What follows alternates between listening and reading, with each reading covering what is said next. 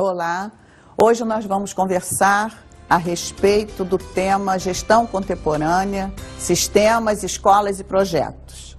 E nós vamos pedir o auxílio de Bresser Pereira quando ele comenta a respeito da gestão contemporânea.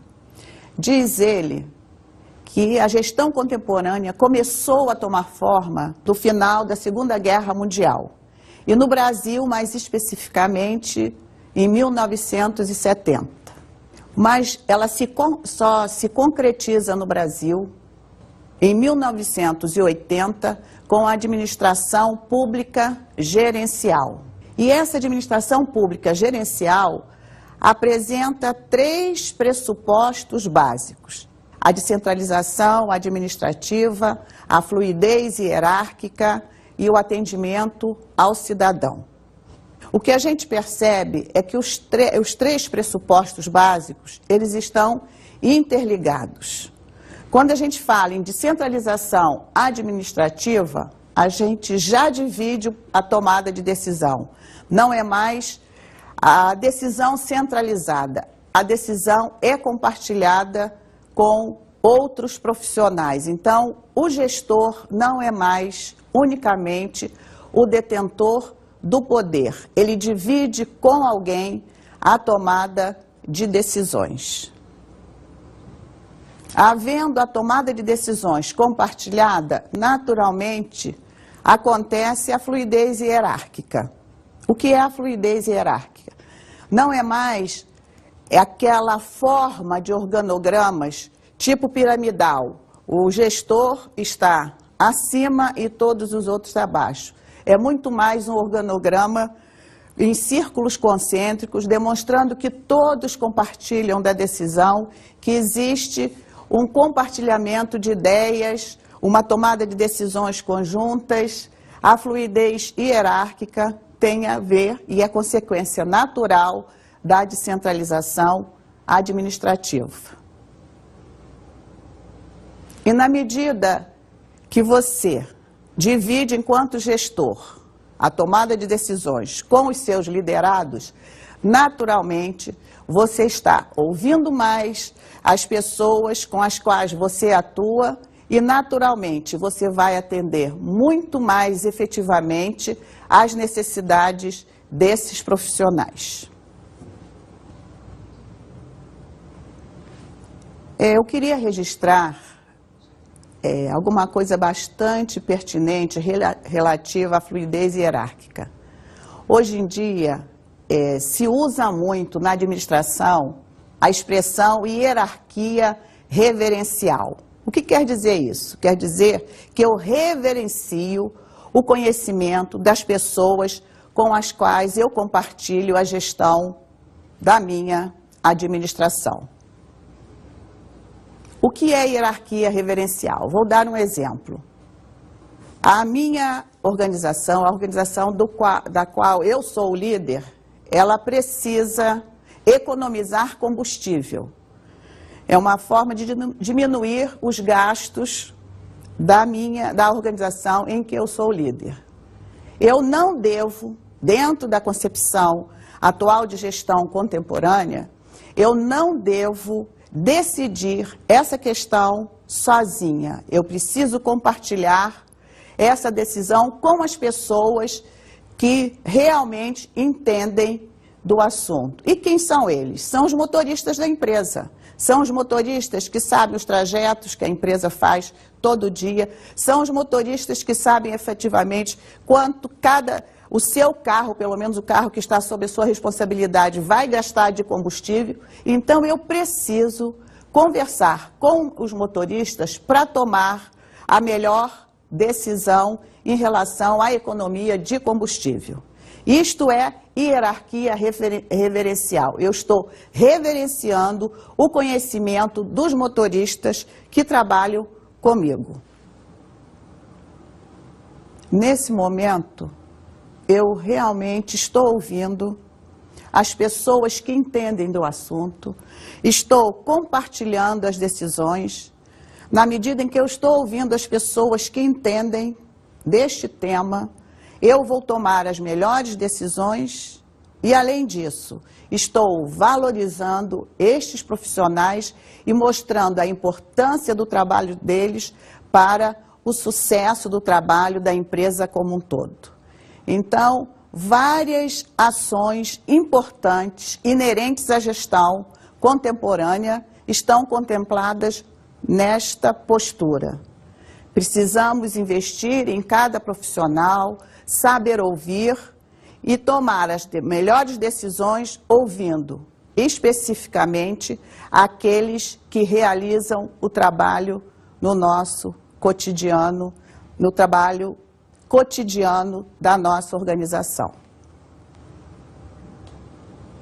Nós vamos agora chamar um exemplo, né, ouvir aí uma forma de demonstrar como a administração pública gerencial já se faz presente nos serviços públicos. Existe uma experiência interessante da Secretaria Municipal de Educação da cidade do Rio de Janeiro que nós vamos tomar conhecimento neste momento. A Secretaria Municipal de Educação da cidade do Rio de Janeiro é distribuída em 10 coordenadorias regionais de educação, que funcionam como se fossem subsecretarias. Cada coordenador é um ordenador de despesas, que tem em seu poder mais verba que a própria Secretaria de Educação, já que os recursos orçamentários são descentralizados, levando em conta o número de alunos e o quantitativo de creches e escolas existentes em cada coordenadoria. Estando mais próxima das escolas e creches, a coordenadoria procura atender às reais necessidades dos alunos de cada uma das unidades educacionais.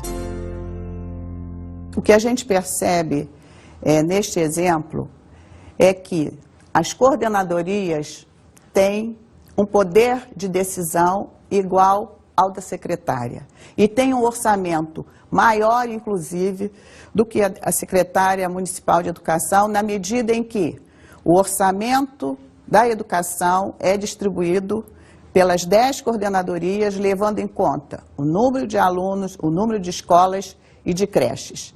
Mas a descentralização não para na coordenadoria. A descentralização vai também em direção à escola. A escola também tem uma verba própria e o gestor da escola é responsável pelo gerenciamento desta verba. Com esta verba chamada Sistema Descentralizado de Pagamento, SDP, o diretor da escola compra materiais diversos de acordo com as solicitações dos seus professores, dos seus funcionários, de acordo com as necessidades dos alunos, e esta verba não é apenas gerenciada pelo diretor.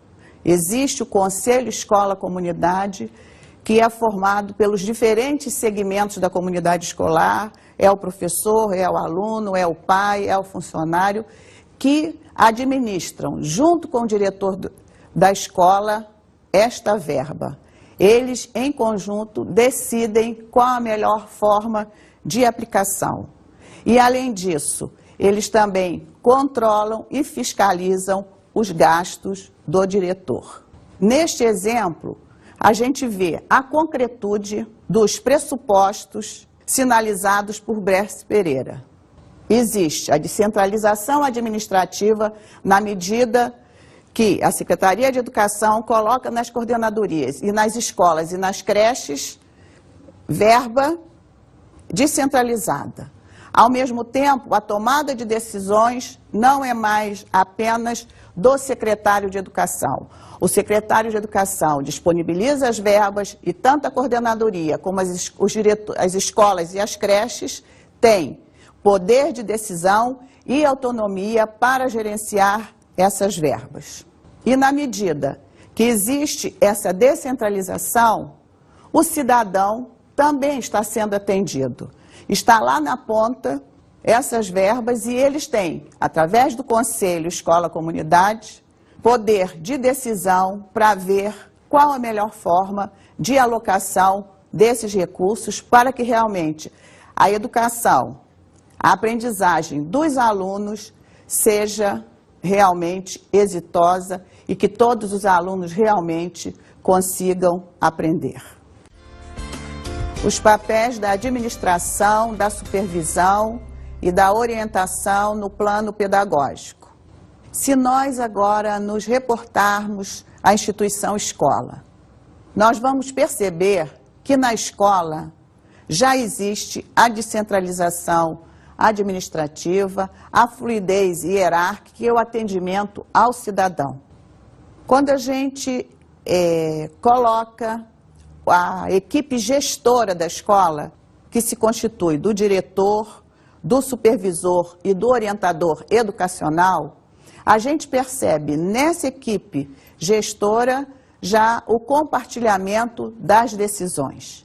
O que é que se torna importante nesse momento? Que essa equipe realmente fale a mesma língua. O que quer dizer isso? Que ela tenha a mesma postura, que exista uma política educacional efetiva para que os três possam atuar da mesma forma, com posturas semelhantes, cada um no seu espaço específico, de acordo com as suas atribuições e competências. O que eu quero dizer é que o supervisor, no momento em que ele está auxiliando o professor nas melhores estratégias para atuar com esta ou com aquela turma, a tomada de decisões está na mão do supervisor neste momento.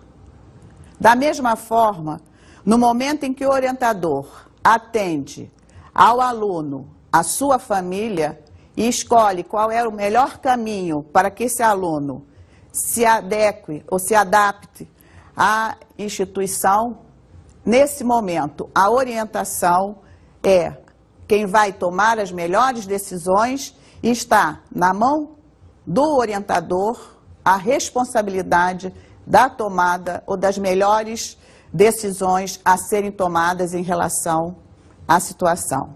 O diretor é o grande articulador de todas essas ações, mas é lógico que, de acordo com as suas especificidades, cada um, o diretor, o supervisor e o orientador, tomam as melhores decisões e essa tomada de decisões precisa ser muito semelhante para que haja credibilidade junto à população, para que os serviços prestados pela escola realmente tenham a confiança da população, da comunidade escolar. É importante que diretor, supervisor e orientador falem a mesma língua, tenham as mesmas concepções teóricas, as mesmas concepções filosóficas, tenham a mesma postura na tomada de decisões. Somente desta forma, num trabalho coerente e coeso,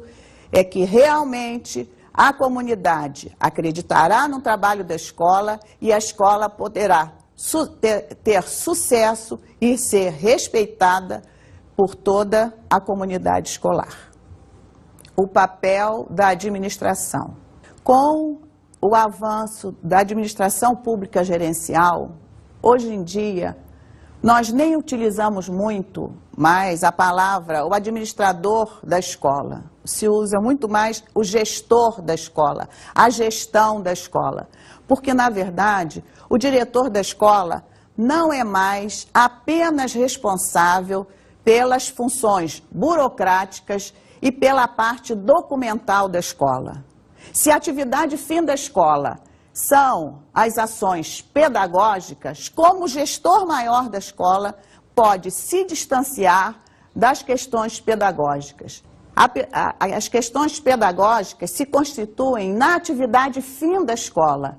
A escola existe para que os alunos realmente, para que todos os alunos realmente aprendam.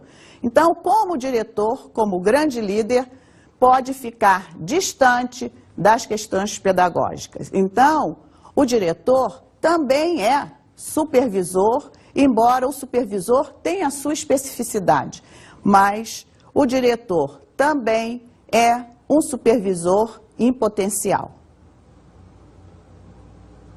E a questão da orientação?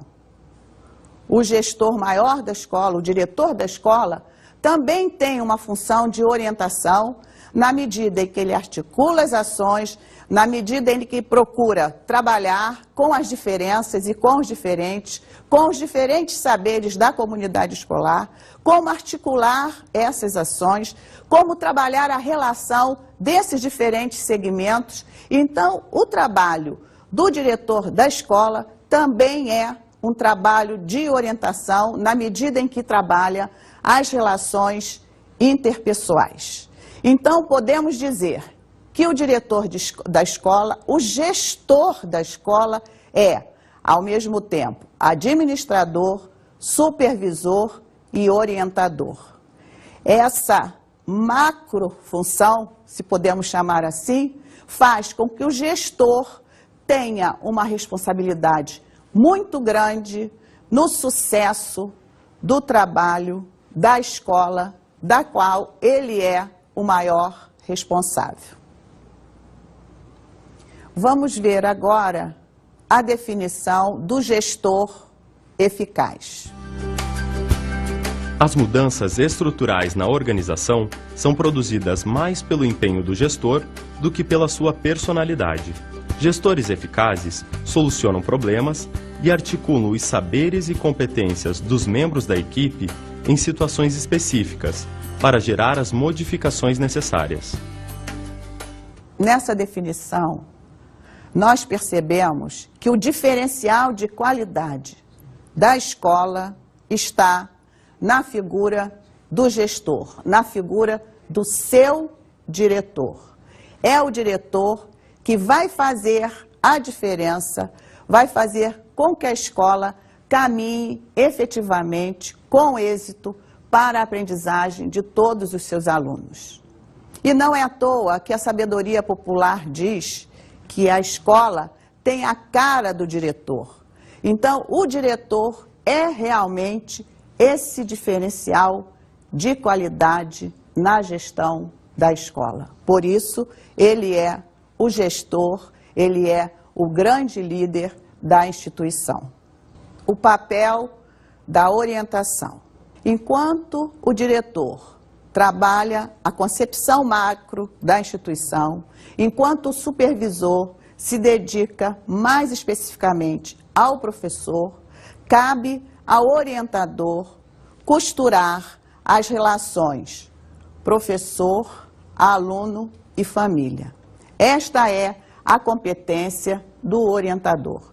E por que a gente coloca o professor e a família ao lado do aluno? Porque mesmo que o orientador queira auxiliar o aluno nas suas dificuldades, a presença do professor nesse trabalho é fundamental.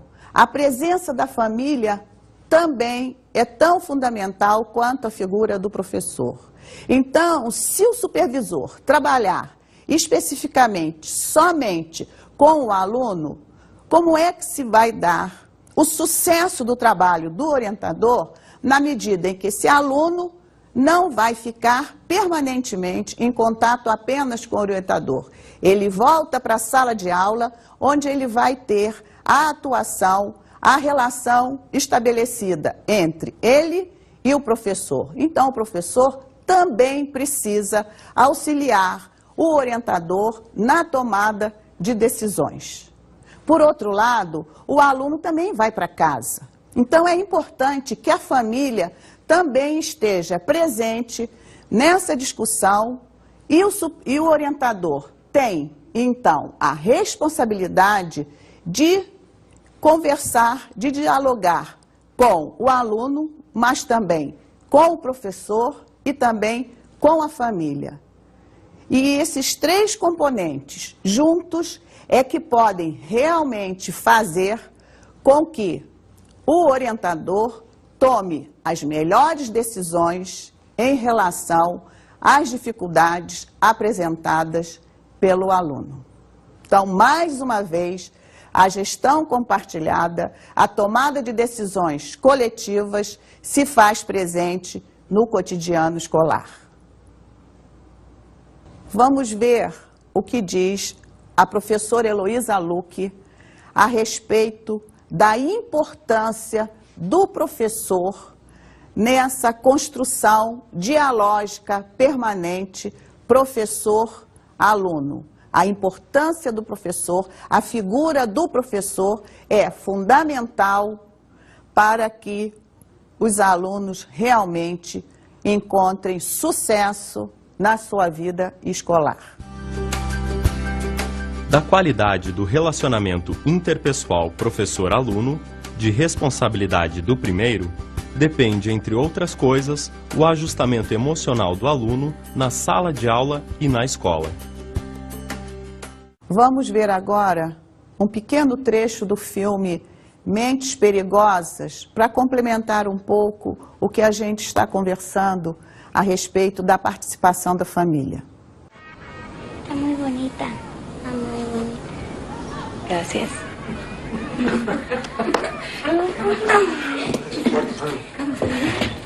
Pronto. Y silencio, por favor. No hablan mucho.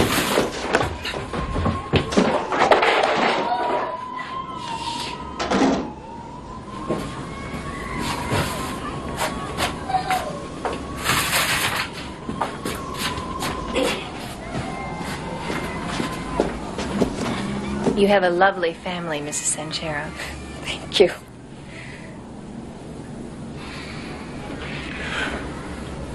We know why you're here, Miss Johnson. I warned Raul to stay out of trouble. He's first in our family to maybe graduate high school. So, he gonna get punished big for what he done. Don't you worry about that. But he didn't do anything wrong. But he expelled for 3 days. I know, but he didn't start the fight. He was defending himself from a bigger boy. He was protecting himself. Oh, why they send him home? It's just school policy. It gives the other boy time to cool down. Actually, I'm here because I just wanted to tell you both personally what a pleasure it's been having Raul in my class this semester. You must be very proud. Yes. He's very bright, funny, articulate. The truth is, he's one of my favorites.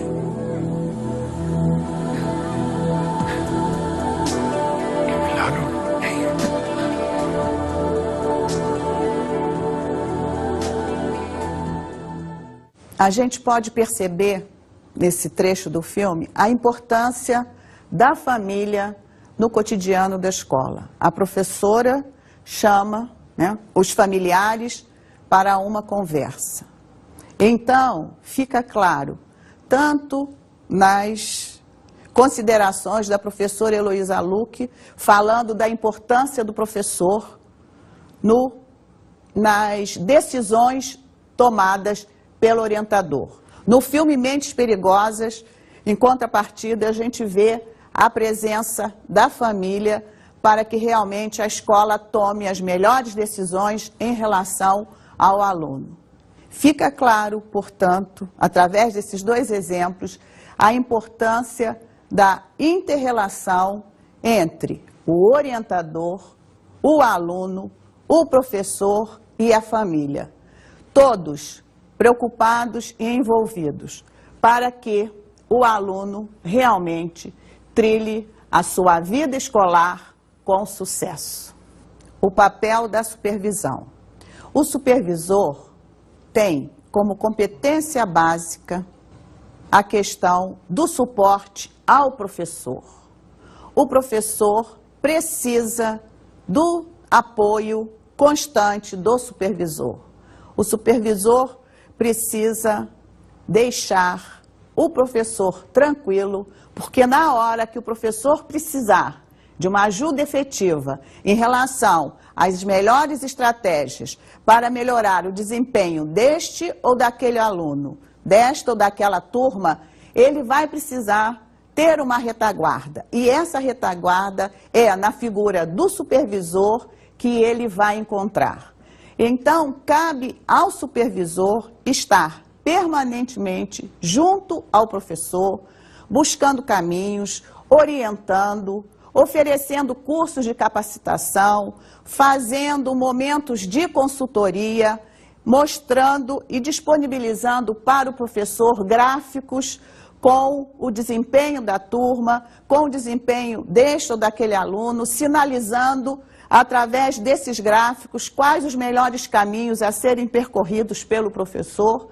O professor precisa realmente desse suporte na medida que ele lida com um universo muito grande de alunos e muitas vezes, se é um professor de segundo segmento, de escola de 5ª ou 8ª série ou de ensino médio, ele vai lidar com diferentes turmas e vai precisar muito do apoio, do conhecimento técnico do supervisor.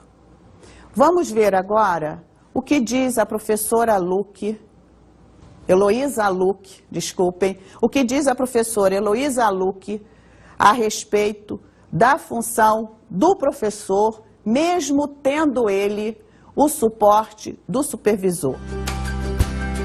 A falta de uma assistência ao professor quanto ao seu desempenho em sala de aula é considerada como uma das importantes causas de embaraço do processo educativo. Portanto, parece crucial que o supervisor escolar preste ao professor uma assistência sistemática, no sentido de melhoria contínua de seu desempenho.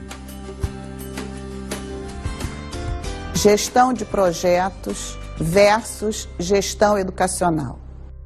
Atualmente se fala muito na gestão de projetos. Muitos cursos são oferecidos em relação à gestão de projetos. Existem também muitos cursos e seminários relativos à gestão educacional. Se torna importante e bastante pertinente fazer a diferença entre gestão de projetos e gestão educacional.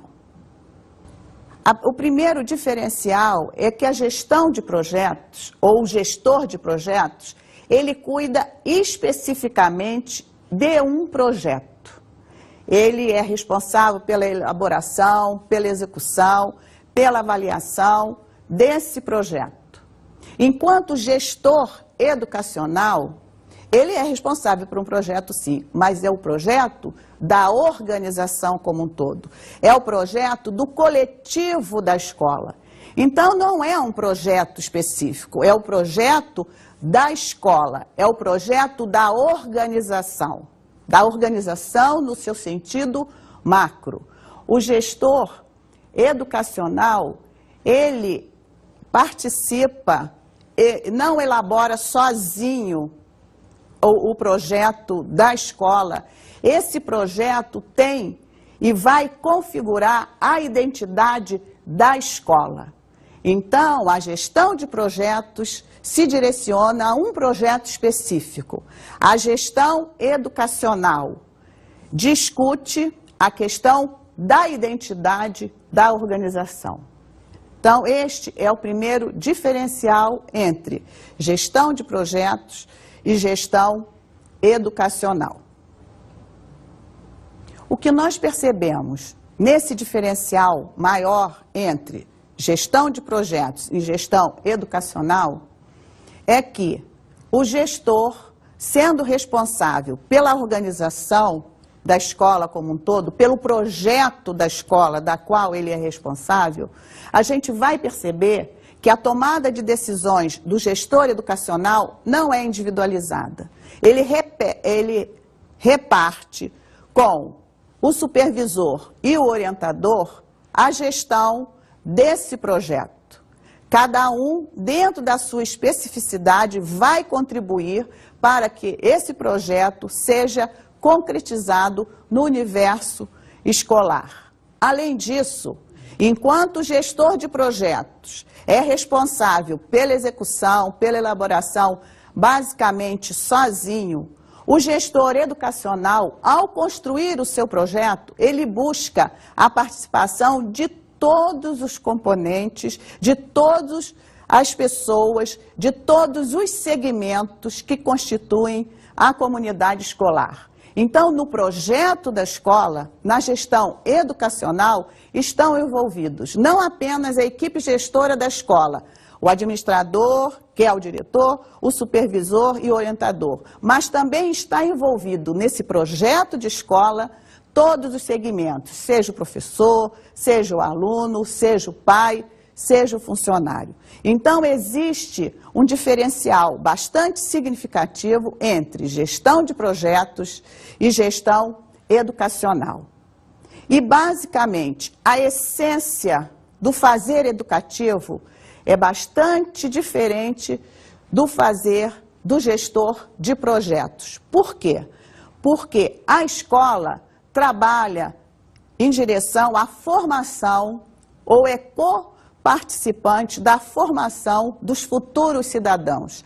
A gestão educacional caminha em direção ao futuro, em direção à formação dessas crianças, desses jovens que vão se constituir em adultos e que vão, naturalmente, contribuir para uma sociedade mais justa, mais solidária e mais fraterna. Então, a diferença entre gestor de projetos e gestor educacional é uma diferença bastante significativa. Se estamos trabalhando com a formação dos futuros cidadãos, contribuindo para a formação de uma nova sociedade, vamos ver o que o educador, o inesquecível educador Paulo Freire, fala a respeito do novo. Vamos ver o que ele diz.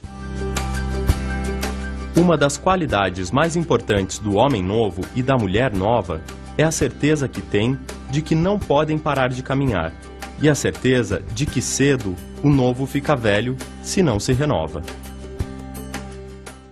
Nós percebemos, então, na fala de Paulo Freire, a importância do novo, a importância da criatividade, da inovação. E que o novo, se não se renova permanentemente, ele acaba se tornando velho. Então, é bastante importante que o gestor educacional acredite no que faz, que tenha sempre ideias diferenciadas, busque caminhos novos e, principalmente, busque a participação da comunidade na sua gestão. Não podemos mais, na gestão educacional, repetir os equívocos que eram bastante pertinentes na era industrial. A questão repetitiva, mecanicista da produção em massa. Precisamos cada vez mais formar cidadãos críticos que tenham postura reflexiva em relação ao que veem, ao que ouvem e ao que leem. Então, buscar o novo, buscar uma nova sociedade, novas posturas, é inerente ao gestor educacional.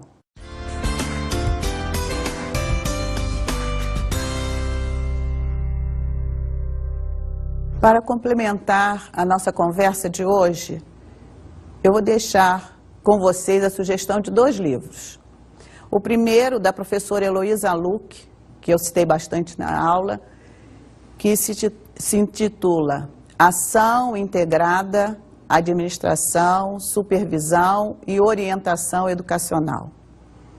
Ele vai trazer contribuições bastante interessantes a respeito do trabalho da equipe gestora da escola. E o outro livro, do professor Paulo Roberto Mota, que se intitula A Transformação Organizacional.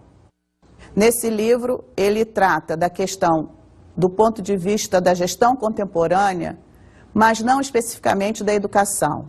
Mas existem pontos bastante significativos que vão contribuir certamente para a gestão contemporânea educacional.